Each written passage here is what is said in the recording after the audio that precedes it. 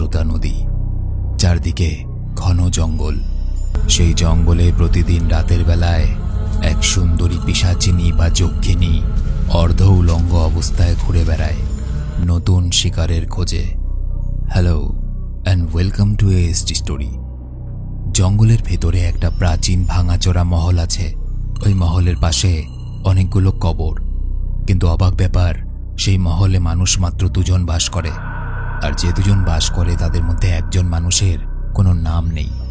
কেন?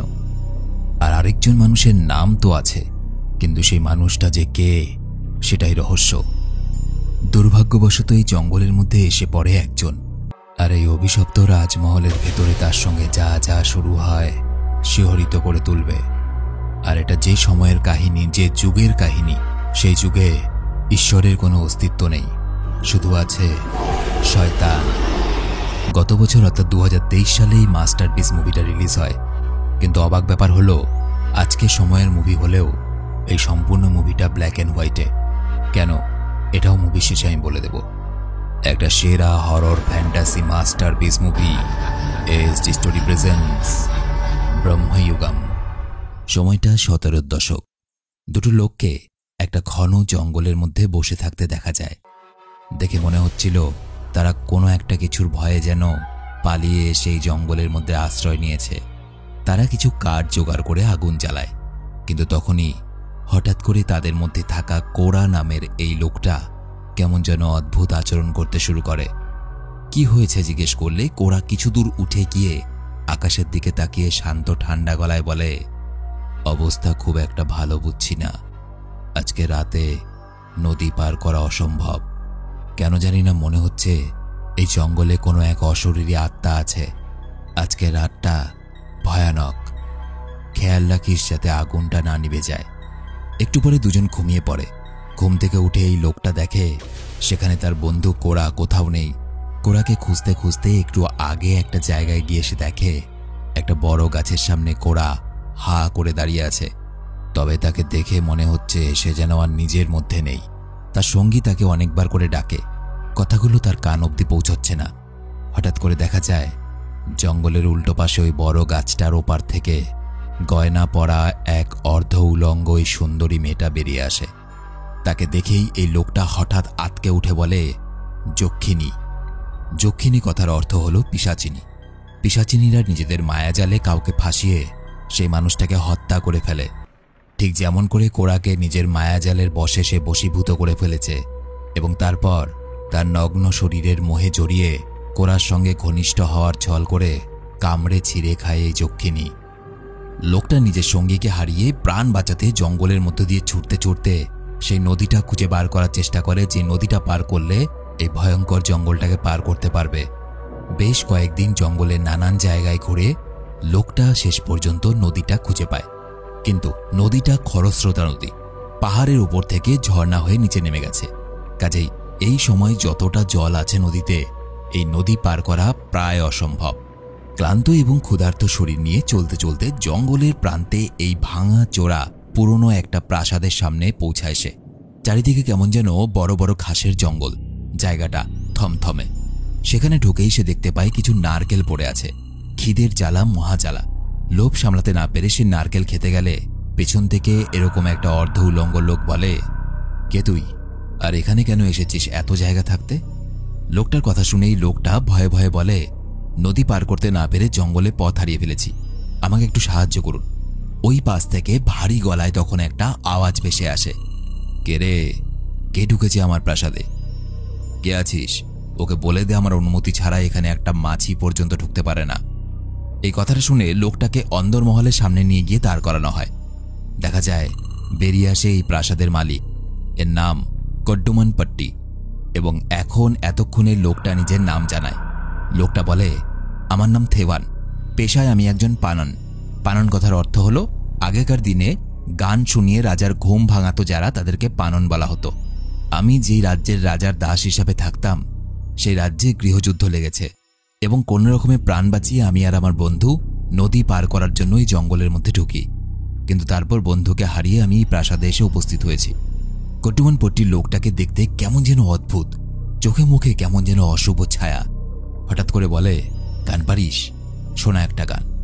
থেভান এমনিতেই এরকম একটা মানসিক অবস্থায় ছিল, তার গান গাইতে ইচ্ছে না করলেও গান গাইতে হলো তাকে, কারণ তখনকার দিনের নিচু জাতির মানুষেরা উঁচু জাতির কোনো মানুষের কোনো কথা ফেলতে পারত না। গান শোনার পর কড্ডুমান পট্টির তার গান পছন্দ হওয়ায় সে বলে, আমার এখানে থাকবি, এই প্রাসাদের মধ্যে খাবার দাবার সব পাবি। থেভান কৃতজ্ঞতাবশত সেখানে থাকতে রাজি হয়ে যায়। দেখা যায় যে লোকটা প্রথম থেভানকে ডাব খেতে দেখেছিল সেই লোকটা হলো এই প্রাসাদের রাঁধুনি। রাঁধুনি থেভানকে থাকার ঘরে নিয়ে যায়। প্রাসাদটা চারদিকটা কেমন যেন কালো কুচকুচে, চারিদিকে মাকড়সার জাল, মহলের ভেতর দিকটা ভাঙাচোরা, আর রয়েছে অনেকগুলো ঘর। মহলের ভেতরের ঘরগুলোতে বাইরের আলো পৌঁছয় না, কেমন যেন গা ছমছম করতে থাকে থেভানের। রাঁধুনি থেভানকে অন্দরমহলের একটা সরু গলি দেখিয়ে বলে, আর যেখানেই যাও মহলের ওই দক্ষিণ দিকটাতে যাওয়া কিন্তু নিষেধ। মনে রেখো, তোমার আগেও একবার ওই দক্ষিণ দিকে খাজানার লোভে একজন গিয়েছিল, সে আর ফিরে আসেনি। সেদিন রাতের বেলা কড্ডুমান পট্টিকে গান শোনানোর পর খেতে খেতে থেভান হঠাৎ করে বলে, এই যে আমি এই জঙ্গলের মধ্যে অসহায় অবস্থায় ছিলাম, আপনি আমাকে আশ্রয় দিয়েছেন, আমি এই যে খেতে পারছি, এই সব কিছুই তো ওপরওয়ালার দয়া। ঈশ্বর যদি না চাইতেন এগুলো কিছুই হতো না। এই ঈশ্বর কথাটা শোনা মাত্রই কড্ডুমান পট্টি প্রচণ্ড রেগে যায়। সে বলে, কি বললি? ঈশ্বর? কোথায় ঈশ্বর তোর? মানুষ নিজের ভাগ্যে চলে, আর ওপরওয়ালা বলে কিছু হয় না। তুই যে খাবারগুলো খাচ্ছিস সেটা আমার দেওয়া, তুই যেখানে থাকতে পারছিস সেই আশ্রয়টাও আমার দেওয়া। কড্ডুমান পট্টির এই কথাগুলো শুনে থেভানের কেমন যেন একটা খটকা লাগে। কড্ডুমান পট্টির লোকটা তো ভীষণ জ্ঞানী, কিন্তু ঈশ্বরের নাম শুনে এরকম খেপে গেল কেন? সেদিন রাতে সবাই ঘুমিয়ে পড়ার পর মহলের বাইরের দিকে যায় থেভান এবং বেশ কিছু মাটির ঢিপি দেখে। মাটির ঢিপিগুলো দেখে তার আত্মা কেমন যেন কেঁপে ওঠে, কারণ সেই মাটির ঢিপিগুলো ছিল মানুষের কবর। এরকম একটা জঙ্গলের থমথমে পরিবেশে এতগুলো মানুষের কবর একসাথে কেন? এই মানুষগুলো কারা ছিল? সেই কবরের আশেপাশে চারদিক থেকে কেমন একটা শব্দ ভেসে আসছিল। থেভান আর এক মুহূর্ত দাঁড়ায় না, পরিমরি করে সেখান থেকে ছুটে আবার মহলে ফিরে আসে এবং সেই মহলের নিষিদ্ধ অংশ অর্থাৎ দক্ষিণ অংশ থেকে কেমন যেন অদ্ভুত আওয়াজ শুনতে পায়। তবে এই প্রথমবার না, এর আগেও সে এরকম আওয়াজ শুনেছে। রাঁধুনিকে জিজ্ঞেস করলে রাঁধুনি ব্যাপারটা এড়িয়ে যায়। আজকে রাতের বেলায় কৌতূহলবশত থেভান সিদ্ধান্ত নেয় ওই নিষিদ্ধ প্রান্তে যাবে এবং সেখানে গিয়ে সে দেখে অদ্ভুত ব্যাপার। সে ঘরের মধ্যে কোনো মানুষ নেই, কিন্তু এক থালা ভাত রাখা আছে এবং নিচের দিকে তাকাতেই সে দেখতে পায় একটা লম্বা মোটা লোহার শিকল। দেখে মনে হয় কাউকে শিকল দিয়ে বেঁধে এই ঘরের মধ্যে আটকে রাখা হয়েছে। পরদিন সকালবেলায় কড্ডুমান পট্টির পাশা খেলার আওয়াজে থেভানের ঘুম ভাঙে। ও হ্যাঁ, আরেকটা ব্যাপার, থেভান কখন ঘুমোচ্ছে কখন জাগছে কিছুই মনে থাকছে না, কখন রাত হচ্ছে কখন সকাল হচ্ছে। যাই হোক, এই ব্যাপারে পরে আসছি। তো বাইরে বেরিয়ে থেভান দেখে কড্ডুমান পট্টি একা একাই পাশার দান চালছে। থেভান একটু এগিয়ে গিয়ে সেই খেলার প্রতি আগ্রহ দেখায়। কড্ডুমান হেসে বলে, তুই খেলা জানিস? আয় আমার সাথে খেল, কিন্তু মনে রাখিস আমার সাথে খেলতে গেলে কিন্তু তোকে একটা জিনিস কিছু না কিছু বাজি রাখতে হবে। থেভান বলে, আমি গরিব মানুষ, আমার কাছে বন্ধক দেওয়ার মতো কিছুই নেই। কড্ডুমান পট্টি তার দিকে হেসে তাকিয়ে বলে, আছে তো, সবথেকে গুরুত্বপূর্ণ জিনিস হলো সময়। তোর বাকি জীবনের যতটুকু সময় বেঁচে আছে সেটা দে আমাকে, সারা জীবন আমার দাস হয়ে এখানেই থাক। থেভান ভয় পেয়ে যায় এবং পাশা খেলতে না করে দেয়, কিন্তু কড্ডুমান পট্টি চালাকি করে থেভানকে দিয়ে পাশার প্রথম চালটা চালিয়ে দেয় এবং নিজের চালের বেলায় পাশার গুটিটা নিজের কোনো একটা অলৌকিক শক্তির দ্বারা পাল্টে দেয়। কড্ডুমান পট্টি জিতে যায়। সেদিন রাতের বেলায় থেভান যখন রান্নাঘরে যায়, রাঁধুনি তাকে দেখে কেমন আফসোসের সুরে বলে ওঠে, শেষ অবধি তোকেও বন্দি বানালো ওই শয়তানটা। থেভান রাঁধুনির কথায় বিশেষ পাত্তা না দিয়ে সেখান থেকে চলে যায়। খেতে বসার সময় কড্ডুমান পট্টি থেভানকে বলে, একসময় তোমার মতোই একটা লোক এই মহলে থাকতে এসেছিল, তবে কিছুদিন পর ওই যে রাঁধুনিকে দেখেছ, ওই রাঁধুনি থেকে সাবধান। ওই রাঁধুনি ওই লোকটাকে পাগল করে দেয় এবং শেষ পর্যন্ত ওই লোকটা আমাকে বিভিন্নভাবে বিরক্ত করতে শুরু করে। তারপর আমি কি করেছিলাম জানো? লোকটাকে শাস্তি দেওয়ার জন্য মহলের বাইরের দিকের একটা জমির নিচে পুঁতে রেখেছিলাম লোকটাকে সারা জীবনের মতো জ্যান্ত। একটা লোককে জ্যান্ত পোতার কথা এরকম সাবলীলভাবে বলতে দেখে থেভান হা হয়ে যায় এবং একইভাবে সে বুঝতে পারছে না যে অবিশ্বাস কাকে করবে, সেই রাঁধুনিকে নাকি কড্ডুমান পট্টিকে। কিন্তু এতটুকু সে ভালো করে বুঝতে পেরেছে, এই ঘন জঙ্গলের মধ্যে এই ভাঙা প্রাসাদে সে খুব ভালোভাবে ফেঁসে গেছে, আটকে গেছে। একটু পরে সেখানে রাধুনী আসে এবং রাধুনীর সঙ্গে কডুমনপট্টির তর্কাতর্কি শুরু হয়। এবং এই সময় থেভান এমন একটা দৃশ্য দেখে যেটা সে কল্পনা করতে পারেনি। সে দেখে কডুমনপট্টি চেয়ারে বসেই দূরে থাকা সেই রাধুনীকে নিজের কাছে টেনে নিয়ে আসে কোনো এক অজানা শক্তির বলে এবং তার গলা চিপে ধরে। কিন্তু অবাক ব্যাপার, রাধুনীকে কিন্তু সে মারে না। কেন? যেই লোকটাকে সামান্য বিরক্ত করলেই সেই লোকটা জ্যান্ত মাটির মধ্যে পুঁতে দেয় মানুষকে, সেই লোকটা রাধুনীকে কেন ছেড়ে দিল? এর উত্তর পরে পাওয়া যাবে। থেভান কিন্তু এতক্ষণে পরিষ্কার বুঝে গেছে যে কডুমনপট্টি কোনো সাধারণ মানুষ নয়, কোনো এক বিশেষ শক্তি আছে তার মধ্যে। রাত আরও গভীর হয়। রাধুনীকে গিয়ে জিজ্ঞেস করে থেভান, কডুমনপট্টি আসলে কে? রাধুনী বলে, যদি কডুমনপট্টির ব্যাপারে জানতে হয় তাহলে সবার আগে তোমাকে এই মহলের ইতিহাস জানতে হবে। সে বহু বছর আগেকার কথা। চুড্ডেলেনপট্টি নামে একজন বিরাট ঋষি বা সাধু এই মহলে থাকত। সে একবার এক দেবী যার নাম বারাহি তার আরাধনা করে। দেবী তার আরাধনায় প্রচণ্ড প্রসন্ন হয় এবং তাকে আশীর্বাদ হিসেবে একটা বিশেষ বাক্স দেয়। সে বাক্সর মধ্যে এমন একটা দৈত্য বা দানব ছিল যার নাম ছিল চাতান। এই চাতানের কাছে যা চাওয়া যাবে সে সেটাই এনে দেবে। তবে চুড্ডেলেনপট্টি ছিল অত্যন্ত লোভী। সে ভাবল, চাতানের কাছে একটার পর একটা জিনিস চাওয়ার থেকে কেননা চাতানকেই নিজের বশে নিয়ে আসা যাক। চাতানকে সে শিকল পরিয়ে নিজের বন্দী বানিয়ে নেয় এবং তার উপরে অত্যন্ত অত্যাচার করে। এবং একদিন চুড্ডেলেনপট্টি যখন নেশাগ্রস্ত অবস্থায় ছিল, চাতান তার চোখের দিকে তাকিয়ে চুড্ডেলেনপট্টির আত্মাকে নিজের মধ্যে ঢুকিয়ে নেয় এবং তাকে খুন করে ফেলে। তবে চাতান কিন্তু শুধুমাত্র চুড্ডেলেনপট্টিকে খুন করেই থেমে থাকেনি। চুড্ডেলেনপট্টির বংশের মেয়ে বাচ্চা সহ সকলকে নির্মমভাবে হত্যা করে। তারপর থেকে অনেক ঋষি মুনি চাতানকে বশ করার চেষ্টা করে, কিন্তু পারে না। শেষমেশ কুড্ডুলেনপট্টি নামের একজন, যে কিনা চুড্ডেলেনপট্টির বংশধর ছিল, সে এই মহলে আসে এবং চাতানকে নিজের বশে নিয়ে আসে। এসব শুনতে শুনতে থেভান ভাবে, তাহলে সেদিনই গুপ্ত ঘরে গিয়ে যে শিকলটা সে দেখেছিল সেটা দিয়েই হয়তো চাতানকে বেঁধে রাখা আছে। পরের দিন রাতের বেলায় থেভান এমন কিছু দেখে ফেলে যেটা সে কল্পনাও করতে পারেনি। সে দেখতে পায়, ওই যে সেদিন তার বন্ধু কোরাকে নিয়ে সে জঙ্গলে ঘুরে বেড়াচ্ছিল, তখন তারা যে পিশাচিনীকে বা যক্ষিণীকে দেখেছিল, সেই যক্ষিণী এই মহলের দিকেই আসছে। জঙ্গলে থাকা কীটপতঙ্গ পোকাগুলো কেমন যেন আওয়াজ করা শুরু করেছে একসাথে।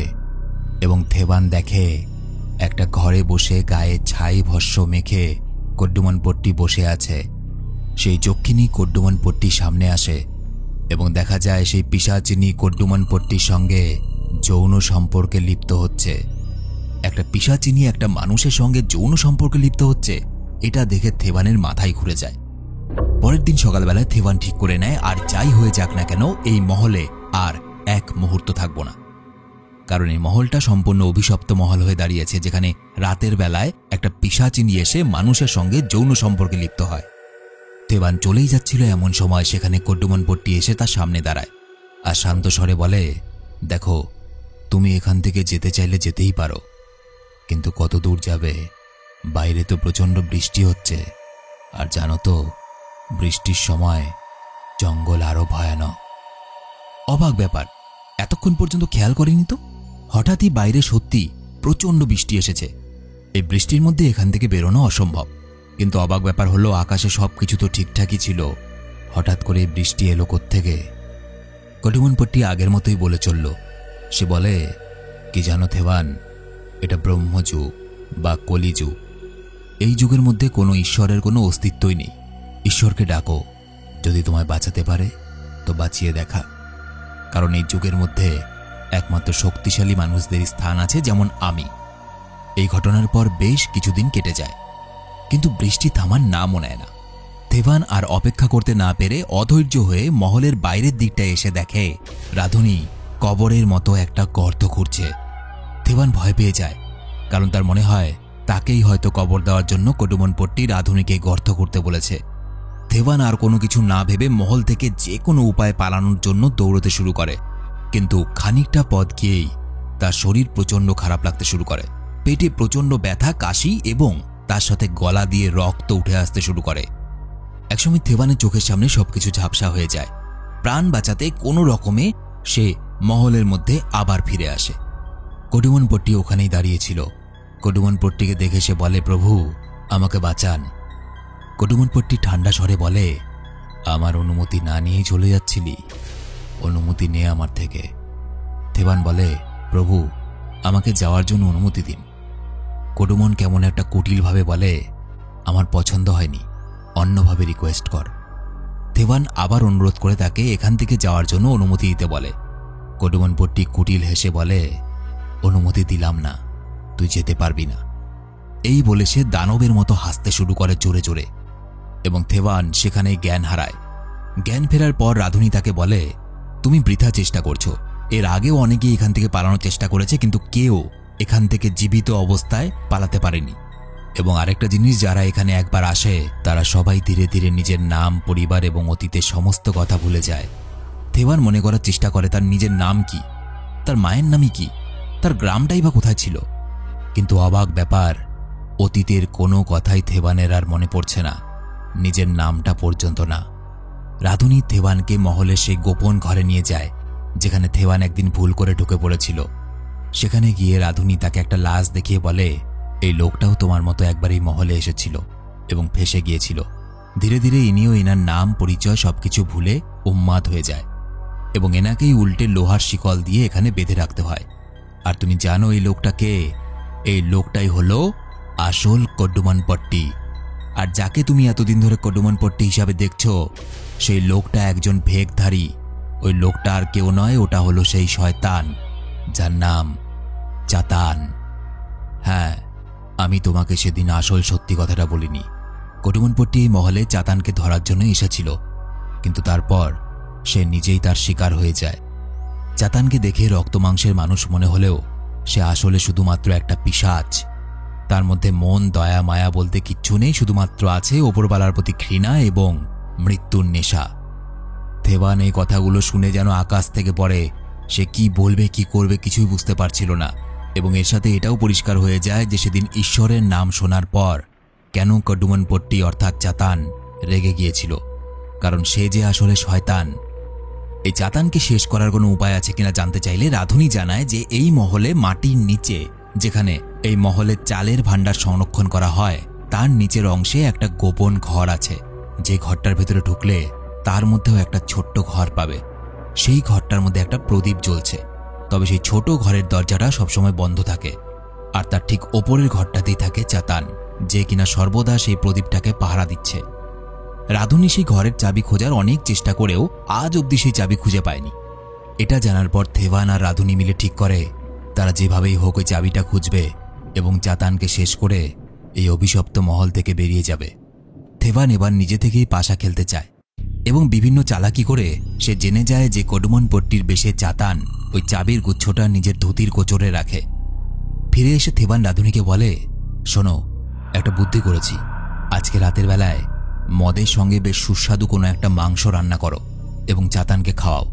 এই সুযোগটা কাজে লাগিয়ে আমি ওই চাবির গোছাটা জোগাড় করব।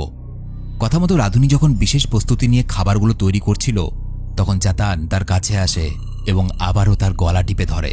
কিন্তু এবারও সে তাকে মারে না, উল্টো তাকে শাসিয়ে বলে, তোকে তো বলেছিলাম থেভানের জন্য একটা কবর খুঁড়তে।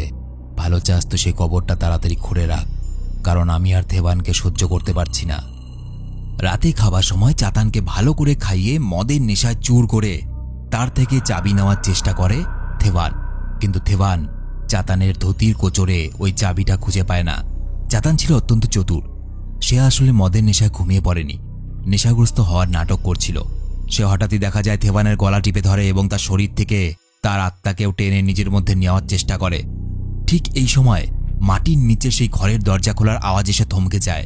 সে বুঝতে পারে কেউ একজন নিচের ঘরে ঢুকেছে এবং চাতান নিজের ধুতির ওপর হাত দিয়ে দেখে তার চাবির গোছাটা তার কাছে নেই।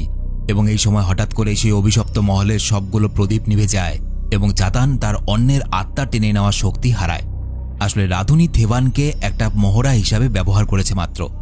শুরু থেকে তার প্ল্যান অন্যরকম ছিল। চাতান যখন রান্নাঘরে শাসাতে গিয়েছিল রাধুনীকে, তখনই রাধুনী তার থেকে চাবিটা চুরি করে নেয় এবং থেভানকে ইচ্ছে করেই সেই চাবিটা চুরি করতে পাঠায়। কিন্তু কেন? কারণ যখন চাতান থেভানকে মারতে ব্যস্ত থাকবে সেই সময় রাধুনি নিজের কাজ হাসিল করে নিতে পারবে। রাধুনি কিন্তু প্ল্যান অনুযায়ী সফল হয়, কারণ চাবি দিয়ে ঘরে ঢুকে প্রদীপটা সে নিভিয়ে দেয় এবং চাতানের শক্তি অনেকটা কমে গিয়ে বেশ দুর্বল হয়ে পড়ে চাতান। থেভান বুঝে যায় রাধুনি তার সঙ্গে চালাকি করেছে এবং এটা নিয়ে সে রাধুনিকে বলতে গেলে রাধুনি বলে, এখন নিজেদের মধ্যে ঝামেলা করার সময় নয়, কোনো কিছু পেতে গেলে কিছু হারাতেও হয়।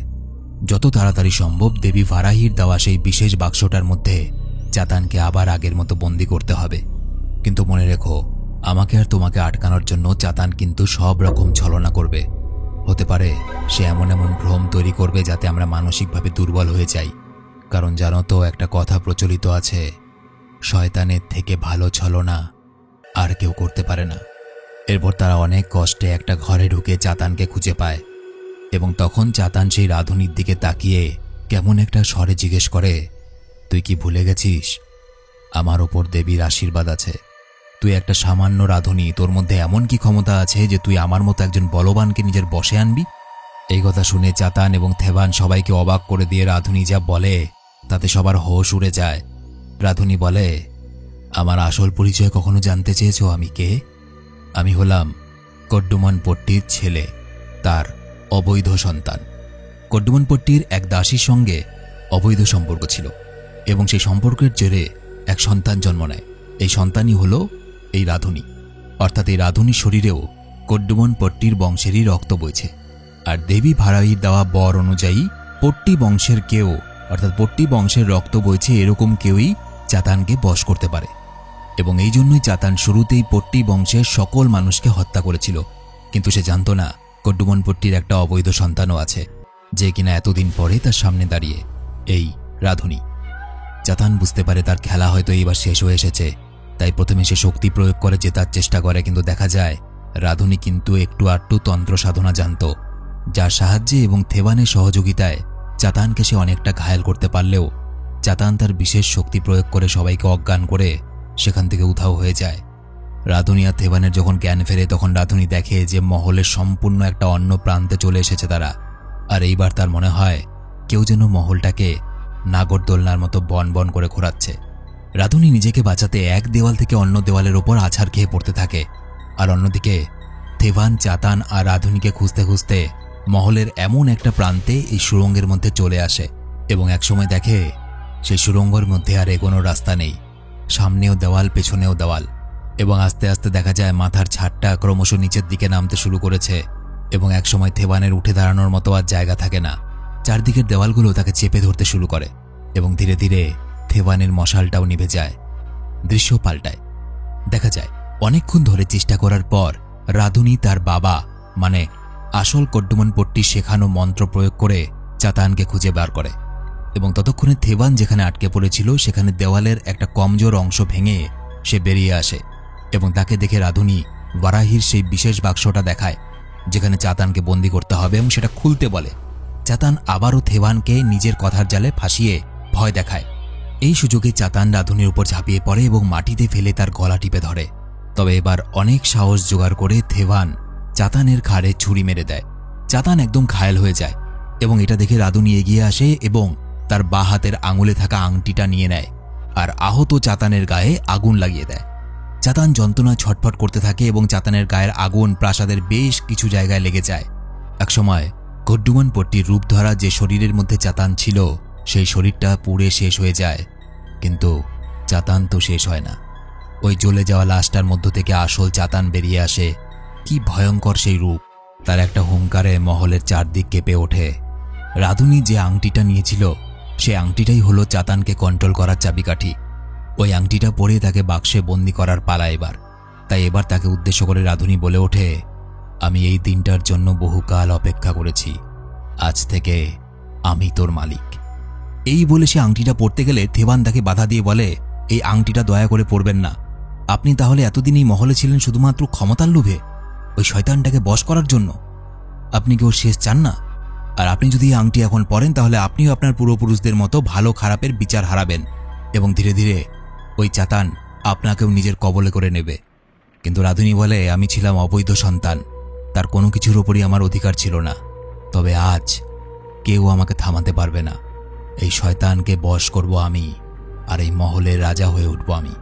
আর তুমি যদি আমাকে বাধা দিতে আসো তাহলে তোমাকেও শেষ করে ফেলবো। এই কথা শোনার সাথে সাথে থেবানের মাথায় আগুন জ্বলে যায়। সে বুঝতে পারে শুধুমাত্র ক্ষমতা আর শয়তানের শক্তি পাওয়ার জন্য রাধুনী তাকে ব্যবহার করেছে। তাদের মধ্যে হাতাহাতি শুরু হয়। রাধুনী থেবানকে মারার অনেক চেষ্টা করে, কিন্তু উল্টো থেবান তার উরুতে, বুকে এবং পায়ের পেছনে ছুরি মেরে দেয়। এরপর থেবানকে বাগে পেয়ে রাধুনীও তার পিঠে ছুরি বসিয়ে দেয় এবং তার পেটের ওপর কামড় দিয়ে ধরে। দেখা যায় পুরো মহলটা এবার কেঁপে উঠছিল, কারণ চাতানের গায়ে যখন আগুন লেগেছিল মহলের অনেক জায়গায় আগুন সেই ছড়িয়ে পড়েছিল। মহলের সেই অংশগুলো থেকে মহলের নিচের তলায় আগুন পুরোপুরি ছড়িয়ে পড়েছে। ধস্তাধস্তিতে মাটির ওপর পড়ে যাওয়া সেই আংটিটাকে থেবান তুলে নিতেই মহলের চারদিক কেঁপে ওঠে এবং তারপর পুরো প্রাসাদটা ধসে পড়তে থাকে। এই পর্যায়ে মনে হয় যে থেবান আর রাধুনী হয়তো দুজনেই সেখানে চাপা পড়ে মারা গেছে, কিন্তু মুভি শেষে দেখা যায় থেবান এত কিছুর পরেও কোনোভাবে বেঁচে গেছে এবং তাকে দেখে মনে হয় সে মানসিকভাবে প্রচণ্ড দুর্বল এবং বিধ্বস্ত হয়ে গেছে। টলতে টলতে কোনোভাবে প্রাসাদের ওই ভগ্নস্তূপ থেকে বেরিয়ে আসে সে। তবে তাকে দেখতে কেমন যেন অন্যরকম লাগছিল। তার চোখের চাহনি, মুখভঙ্গি সবকিছু কেমন যেন পাল্টে গেছে। থেবান জঙ্গলের মধ্য দিয়ে যখন কোনো মতে তার ক্লান্ত দেহটাকে নিয়ে এগিয়ে যাচ্ছিল, ঠিক তখনই দেখা যায় রাধুনী জীবিত। রাধুনী এসে তার ওপর ঝাঁপিয়ে পড়ে। সেও মারা যায়নি। তার বাঁ দিকটা আগুনে ঝলসে গেছে এবং তার শরীরের নানান জায়গায় ভারী পাথর পড়ে থেতলে গেছে। তবুও যেন ওই আংটির লোভে সে অন্ধের মতো ছুটে এসেছে, কারণ লোভ বড়ই খারাপ জিনিস, ভালো মানুষকেও শয়তান করে তোলে। থেবানকে মাটিতে ফেলে সমানে ঘুষি মারতে থাকে। তবে মারতে মারতে একসময় রাধুনী বলে ওঠে, এ কি, তোমার বাঁ কানে একটা দুল ছিল না? তোমার বাঁ কানের দুলটা ডান কানে কি করে এলো? এটা শুনে থেবান একইভাবে স্থির দৃষ্টিতে তার দিকে তাকিয়ে থাকে এবং রাধুনীকে দেখা যায় কেমন যেন ভয় পেয়ে সে ছুটে সেখান থেকে পালানোর চেষ্টা করে। কিছু দূর আসার পর সে দেখতে পায় কিছু পর্তুগিজ সৈনিককে। এটা সেই সময় ছিল যখন পর্তুগিজরা ভারতের বিভিন্ন জায়গায় তাদের আধিপত্য বিস্তার করছিল। তারা এই রাধুনীকে একজন পাগল ভারতীয় ভেবে নেয় এবং তাকে গুলি করে মেরে ফেলে। এবার এখানে প্রশ্ন আসে, থেবানের তো বাঁ কানে দুল ছিল, সেটা ডান কানে কি করে এলো? আসলে থেবান এখন আর নিজের মধ্যে নেই। থেবানের মধ্যে বসবাস করছে শয়তান, চাতান। এবং আমরা দেখেছি চাতান যার শরীরে বসবাস করে সেই শরীরটা তার সম্পূর্ণ নিজের হয়ে যায়। সুতরাং সে এখন যেহেতু থেবানের দেহে আছে, তো এটা হতে পারে কানের দুলটা বাঁ কান থেকে খুলে ডান কানে সেই লাগিয়েছে, অথবা ধস্তাধস্তিতে সেই কানের বালিটা বা কানের দুলটা যখন খুলে পড়েছিল চাতান ভুলবশত সেটা বাঁ কানের বদলে ডান কানে লাগিয়েছে। এবং এটা বুঝতে পেরেই যে এখন থেবানের দেহে চাতান বসবাস করছে, রাধুনী সেখান থেকে পালায় প্রাণ বাঁচানোর জন্য। কিন্তু এখানে একটা ব্যাপার হলো, দেবী কিন্তু বর দিয়েছিল একমাত্র পট্টি বংশেরই কেউ চাতানকে কন্ট্রোল করতে পারবে এবং পট্টি বংশের একজন মানুষও যতক্ষণ পর্যন্ত বেঁচে থাকবে চাতান ততক্ষণ পর্যন্তই কোনো মানুষের আন্ডারে বন্দী থাকবে। যখন পট্টি বংশের আর কেউ থাকবে না, চাতান কিন্তু মুক্ত, যে থেবানকে সে মেরে ফেলেছে এবং থেবানের দেহটা এখন তার এবং সে এখন মুক্ত এবং আগের থেকেও বেশি ভয়ানক। এবার আসি মুভির কিছু ফ্যাক্ট বা হিডেন মিনিংয়ে। আগে বলি মুভিটা ব্ল্যাক অ্যান্ড হোয়াইট কেন। দেখো, এখানে যে কাহিনীর কথা বলা হয়েছে সেটা 1700 শতাব্দী এবং সেই সময় অর্থাৎ পুরনো একটা সময়কে বোঝানোর জন্যই পুরো মুভিটা ব্ল্যাক অ্যান্ড হোয়াইট করা হয়েছে। এটা ছিল একটা টেকনিক্যাল ফ্যাক্ট। এছাড়াও এই মুভিটা ব্ল্যাক অ্যান্ড হোয়াইট করার অন্যতম কারণ হলো মানুষের মধ্যে দুটো রূপ থাকে, এক সাদা এক কালো, আর আরেকটাকে বলা হয় ধূসর। সাদা যে সে ভালো মনের, কালো যে সে খারাপ মনের, আর ধূসর যে মানুষ সে কিছুটা ভালো কিছুটা খারাপ। এখানকার চরিত্রগুলোকে সেরকমই দেখানো হয়েছে। ভালো করে মনে করলে দেখো, প্রতিটা চরিত্রই কিন্তু কখনো ভালো মনে হয়েছে, কখনো খারাপ মনে হয়েছে। এমনকি থেবানও পুরো মুভি জুড়ে ভালো চরিত্র থাকলেও শেষ পর্যন্ত সে ওই আংটিটাকে নিজে পরে নিয়েছিল। লোভ তার মধ্যেও কাজ করেছিল। এবার এখানে থেবানের মৃত্যু নিয়েও একটা ফ্যাক্ট আছে। হতে পারে থেবান ওই ধসের মধ্যে পড়ে মারা যায়, তারপর চাতান তার শরীরে প্রবেশ করে, অথবা থেবান ওই ধসের মধ্যে কোনো রকম বেঁচে গেছে, সে নিজে আংটিটা পরে নেয় এবং তারপরই চাতান তার মধ্যে প্রবেশ করে। নাম্বার 3, মুভিতে দেখানো হয় যখন থেবান ওই মহলের মধ্যে প্রবেশ করছিল তখন একটা মাকড়সাকে জাল বুনতে দেখা যায়। ডিরেক্টর বোঝাতে চেয়েছেন যখন থেবান এখানে প্রবেশ করছে তখন শয়তান নিজের জাল বোনা শুরু করে দিয়েছে থেবানকে নিজের জালে ফাঁসানোর জন্য। এবং আমরা দেখতে পাই থেবানকে কিন্তু শয়তান ফাঁসিয়েও নেয় এবং এই মহলের মধ্যেই বন্দী অবস্থায় রেখে দেয়। এবং এই মাকড়সাকে খুব ভালো করে লক্ষ্য করলে আরেকবার দেখতে পাওয়া যায় যখন পাশা খেলায় থেবান হেরে যায়, বা বলা ভালো কড্ডুমনপট্টি রূপী চাতান থেভানকে নিজের জালে ফাঁসিয়ে পাশা খেলায় হারিয়ে দেয় এবং তাকে আজীবন তার ওখানে বন্দি থাকার কথা বলে। সেই সময় দেখা যায় ওই মাকড়সাটা যেটা কিনা জাল বুনছিল, ওর জাল বোনা শেষ হয়ে গেছে। অর্থাৎ এটার মাধ্যমে এটা বোঝাতে চেয়েছে যে ওকে ফাঁসানোর অর্থাৎ থেভানকে ফাঁসানোর যে প্রক্রিয়া চলছিল ওখানে সেটা কমপ্লিট হয়েছে, ঠিক যেমন মাকড়সাটার জাল বোনা কমপ্লিট হয়েছে। ফ্যাক্ট নাম্বার 4, থেভান যখন নদী পার করতে না পেরে জঙ্গলে ঘুরে বেড়াচ্ছিল তখন সে পথে একটা পতঙ্গ দেখতে পায় এবং তারপরেই দেখা যায় থেভান ওই পট্টির মহলে গিয়ে ঢোকে। ডিরেক্টর বোঝাতে চেয়েছেন যেমন আগুনের শিখা দেখলে পতঙ্গ তার দিকে ছুটে যায়, ঠিক তেমনই থেভান ওই মহলের দিকে গেছিল। ওই পতঙ্গটা আসলে থেভানেরই রেফারেন্স ছিল এবং ওই মহলে ঢোকাই থেভানের কাল হয়ে দাঁড়ায়। ফ্যাক্ট নাম্বার 5, বিভিন্ন পিশাচ তন্ত্র বা পিশাচ সাধনা তন্ত্র সাধনাতে বলা হয় শয়তান ততক্ষণ পর্যন্ত তোমাকে কিছু করবে না যতক্ষণ পর্যন্ত তুমি শয়তানের কাছে নিজে না ধরা দাও। ভালো করে লক্ষ্য করলে দেখা যায় ওই জঙ্গলের মধ্যে পিশাচিনীর পাল্লাতেই পড়েছিল থেভান এবং তার বন্ধু কোরা। ওখানে কিন্তু চাতান কোনো কিছু করেনি, থেভান নিজে গিয়েছিল চাতানের মহলে এবং তারপরেই কিন্তু তার জীবনে একের পর এক জিনিস করতে শুরু করে। ফ্যাক্ট নাম্বার 6, এত খেলা থাকতে মুভিতে পাশা খেলাই কেন দেখানো হলো? কারণ পাশা খেলাই হলো এমন একটা খেলা, ইতিহাসে পাশা খেলাকে কেন্দ্র করে বিভিন্ন ছলনা এবং বিশ্বাসঘাতকতা করা হয়েছে। এখানে শয়তান চাতান কডুমন পট্টির শরীরে থেকে নিজের বিশেষ ক্ষমতা প্রয়োগ করে সেই পাশা খেলা জিতেছিল, সুতরাং পাশা খেলাকে একটা রূপক হিসাবে তুলে ধরা হয়েছে। কেন রাধুনির নামের কোনো উল্লেখ নেই এই মুভিতে? কারণ রাধুনিকে একসময় নিজেই বলতে শোনা যায় যারা এই মহলের মধ্যে দীর্ঘদিন কাটিয়েছে তারা আস্তে আস্তে নিজের সব কিছু ভুলে যায়, নিজের নাম, বাড়ি, ঘর সবকিছু, এবং এই জন্যই সম্ভবত রাধুনি নিজের নামটুকুও ভুলে গেছে। যেহেতু কডুমন পট্টির লাশটা সেখানে অনেকদিন ধরে ছিল, সুতরাং তার এতটুকু মনে আছে ওইখানে যার লাশটা পড়ে আছে আমি তার অবৈধ সন্তান, ব্যাস এতটুকুই মনে ছিল, বাকি সবকিছু সে ভুলে গেছিল। এই জন্য মুভিতে রাধুনির কোনো নাম নেই। ফ্যাক্ট নাম্বার 8, চাতানকে কি করে বাগে আনতে হয় এটা রাধুনি কি করে জানলো? ব্যাপার হলো কডুমন পট্টিকে তো ওখানে বন্দি করে রাখা হয়েছিল শিকল দিয়ে। কডুমন পট্টি অনেক কষ্ট করে সেখানে কোনোরকমভাবে বেঁচে ছিল বহুদিন পর্যন্ত, এবং এই সময় সে রাধুনিকে নিজের সবকিছু শিখিয়ে গেছে। নিজে যে তন্ত্রবিদ্যা জানত সেগুলো, চাতানকে কি করে বসে আনতে হয় সেগুলো, প্রদীপের ব্যাপার সবকিছু শিখিয়ে গেছে। এবারে সেই মুভির লাস্ট ফ্যাক্টে, থেভান যখন চাতানকে নিয়ে স্বপ্ন দেখছিল তখন চাতানের যে রূপ দেখানো হয়েছিল বা চাতানকে যেরকম দেখতে, আসলে কিন্তু চাতানকে সেরকম দেখতে ছিল না। এবার প্রশ্ন আসতে পারে থেভানের স্বপ্নে চাতানের রূপ দেখানো হলো এক, আর মুভিতে চাতানকে যখন সত্যিকারের দেখানো হলো তখন তাকে আলাদা দেখানো হলো কেন? এটা হলো, মনে করো তুমি একটা মানুষকে দেখোনি, আমি সেই মানুষটা সম্বন্ধে বিভিন্ন কিছু বর্ণনা দিলাম, তখন তোমার মনের মধ্যে সেই মানুষটা সম্বন্ধে কিন্তু যে কোনো একটা ছবি ভেসে উঠবে। তুমি তোমার কল্পনার নিজস্ব একটা রূপ বা নিজস্ব যে কোনো একটা প্রতিকৃতি ভেবে রাখবে যে মানুষটা হয়তো এরকম হবে তাহলে দেখতে। থেভান চাতানকে কখনো নিজের চোখে দেখেনি, সে রাধুনির কাছে শুনেছিল যে চাতান এরকম দেখতে এরকম দেখতে, এবং এই জন্য চাতানের একটা রূপ বা প্রতিকৃতি তার মনের মধ্যে ছিল, এবং এই জন্য সে যখন স্বপ্নে দেখেছে সে নিজের মতো করে চাতানকে ওখানে দেখেছিল, এবং পরবর্তীতে যখন আমরা চাতানের আসল রূপ দেখি তখন এই জন্য চাতানকে ভিন্ন লেগেছে, কারণ আসল রূপ চাতানের দেখানো হয় মুভির লাস্টের দিকে। তো এই ছিল ভিডিও কেমন লাগলো অবশ্যই কমেন্টে লিখে জানাবে, আর ভিডিওটা ভালো লেগে থাকলে সাবস্ক্রাইব করতে হবে না, শুধুমাত্র একটা লাইক করে বন্ধুদেরকে শেয়ার করে দিও।